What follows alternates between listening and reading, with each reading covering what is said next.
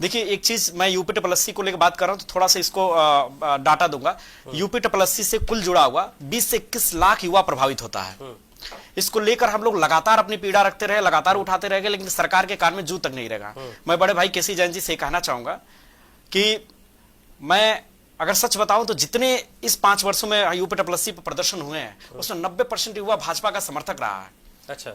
और मैं खुद बताऊं कि मैंने सबसे ज्यादा आशान्वित था, क्योंकि पिछले सरकार के, स्पष्ट रूप से मैं कहूं तो पिछले सरकार के भ्रष्टाचार से मैं पीड़ित था।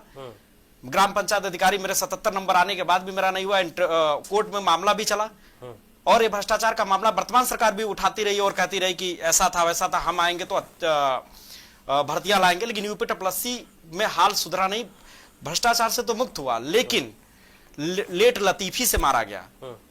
तो पिछली सरकारों में हम लोग भ्रष्टाचार से मारे गए, इस सरकार में हम लोग लेट लतीफी से मारे गए। सबसे ज्यादा युवा आशान्वित था, लेकिन उस आशा को एकदम निराशा में बदल गया। हम लोग लगातार एक चीज मैं कहना चाहूंगा बड़े भाई से, केसी जैन जी से, सबसे बड़ी सरकार की समस्या यह है कि इसमें अच्छा भोपू तो आप बन सकते हैं बतौर युवा, लेकिन आप रिसीविंग नहीं बन सकते। जैसे कहते हैं कि फोन में एक होता है रिसीवर, एक होता है माइक, आप सुनना भी चाहिए। तो ये सरकार युवाओं को सुनने का काम नहीं करती है। मुख्यमंत्री ये इनकी जो है अधिकारी ही ले डूबेंगे। हम जब भी अधिकारियों से लगातार बात करते रहे, जब भी धरना प्रदर्शन करते रहे, हर बार मुझे धमकी दी गई है और हर बार मैंने धमकी को लिया। हमने कहा ठीक है आप कर दीजिए, हर बार ये धमकी दिया गया तुम्हारा कैरियर खराब कर दिया जाएगा, ये धमकी दिया गया और लगातार ये बात मैं पहुंचाता रहा हूं। मैं मुख्यमंत्री जी के निजी सचिव से तक पहुंचाया है, मैंने मुख्यमंत्री कार्यालय में जाकर मैंने बात रखी है।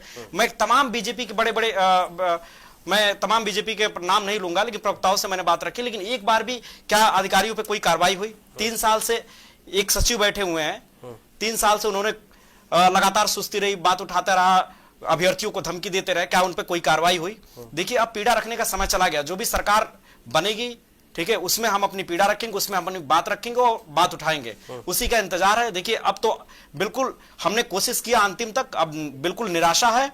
अब जो भी सरकार बनेगी उसके सामने हम अपनी बात रखेंगे और अपनी आवाज को हम लगातार उठाते रहेंगे। योगेश, केसी जैन साहब, सर मैं भी कुछ कहना चाहूंगी। इनके अधिकारियों, बेसिक शिक्षा के अधिकारी जो थे, अपर सचिव जो हैं इनके, और जो 2-4 अधिकारी इनके हैं मेन, उनके पास हम गए तो वो कहते हैं कि आपकी औकात है कि आप नौकरी ले लो, क्या आप सरकार के दामाद हो?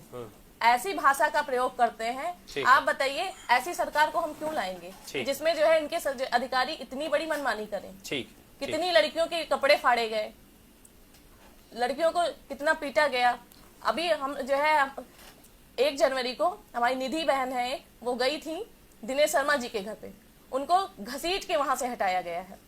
तो ये हम भूलेंगे नहीं। हम युवा हैं और बेरोजगार हैं, हमारी एक ही जाति है।